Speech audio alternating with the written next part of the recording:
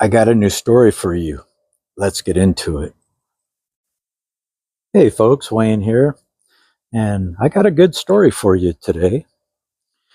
Um, Michelle sent me a story, actually from the UK, and her story is that she moved into an apartment last year. The apartment that she moved into was a beautiful apartment, exactly what she needed. She lives alone. About a month after she moved into this apartment, strange things start happening. Like, number one, she was saying that she noticed that the dishwasher would automatically turn on when she was at work.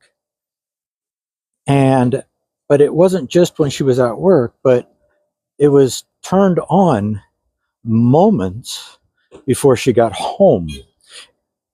And she explained it to me that the reason why she knew that it was moments before she got home because of the cycle of the dishwasher. It had it had only just started as she walked through the door. It was already going, but she thought that was kind of odd. And how could a dishwasher start by itself? So one night she was sleeping and she heard some strange noises coming up from her attic. So she decided, because she used it as storage, to go ahead and go up there and see if the boxes that she put up there a few days before had not fallen over and broke because they were Christmas gifts for her nieces and nephews. So she gets up in the attic, and to her surprise, nothing was moved. But she heard something crash up in that attic, and to this day, she didn't know what it was. But it only gets worse from there. You see, one night she was sleeping, and when she woke up, she claims that she saw a black figure standing at the tip of her bed, at the edge of her bed. And of course, it was dark in her room, and there was some light coming through her window where the curtain wasn't quite pulled all the way. And she just chalked it up to, um, you know, maybe she saw shadows of something outside coming through, making it illuminate to seem like something was there. But then all of a sudden, the figure moved from left to right, and then back again from right to left, and then actually went backwards toward the door that goes out into the hallway and disappeared through the door. And this scared her so much that she decided that she would have a medium come into her home where she lived and find out what was going on. And before the medium can get there, she had come home from work one day. The dishwasher was running. All her pictures that were hanging on the wall, they were all turned around or crooked or laying on the floor. Now, I don't know what she meant by turned around, but this is what she wrote. And this scared her so bad, she almost didn't want to stay in the apartment no more. But lo and behold, the next day, the medium showed up. And what she was told is terrifying. The medium told her to get out of the apartment now because there's an evil entity in this apartment. A man had died in this apartment that was so evil. This man did unthinkable things to younger folks and older folks.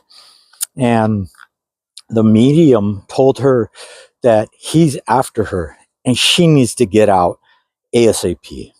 This scared her so bad that the very next day she said, "Forget about the lease. I am out of here." She pulled up her truck, a moving truck. She hired a moving truck. They got all her furniture out, which she didn't have much, thank goodness. And she moved in with her mother until she could find somewhere else.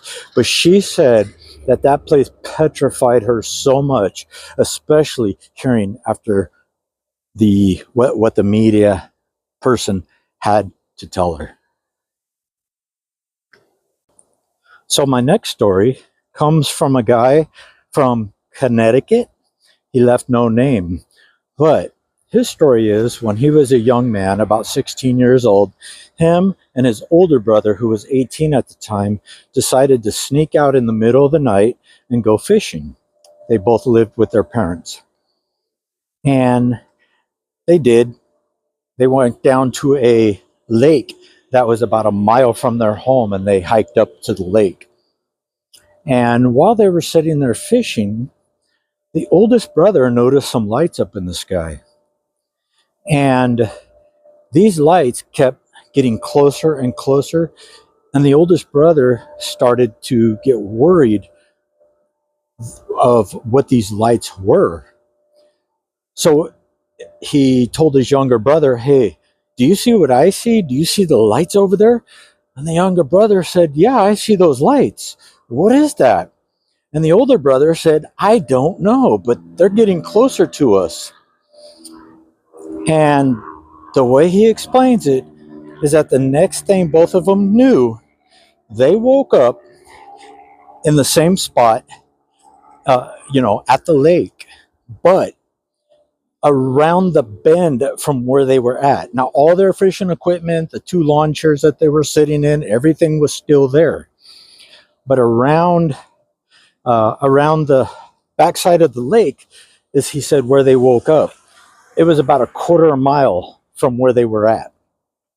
And they don't know how they got there. They don't remember anything. The last thing they remember was seeing the lights, and that's it. And from that day forward, both of them had the same dreams about these creatures coming into the room at night and picking them up with this strange beam of light. The next thing I know is they're in like this spacecraft, I guess, but they're in this weird colored room, laying on tables with horrible things being done to them.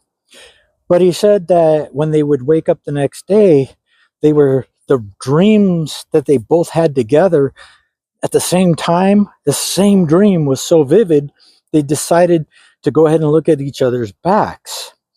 And when they did this, they found a small, tiny little scar about the size of a dime from top to bottom, if you look at a dime, he said. And there was a little insert right along the base of their spine in the middle of their back. And both of them had the same scar on their back. And they had their mom look at it, and their mom thought that they were just pulling her leg. They thought, none of this is real. You guys are just crazy. But up till today, sometimes, this is like 40 years later, they still have the same thing happen to them. But now they got new scars. Like the guy that wrote the story, he's got a scar above his right eye, just above the brow. Like the brow covers it, but there's a little scar there. And when he feels it, he can feel something in it. He's been to the doctors, they've done x-ray, they can't find nothing, but he says he can feel it. And it stops right there. Now, I think maybe, I don't know, but it could be an alien abduction if you believe in that, or it could be something else.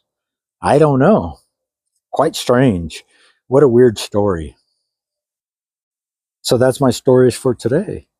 Thank you for listening. I'm Wayne, and I'll talk to you on the next one.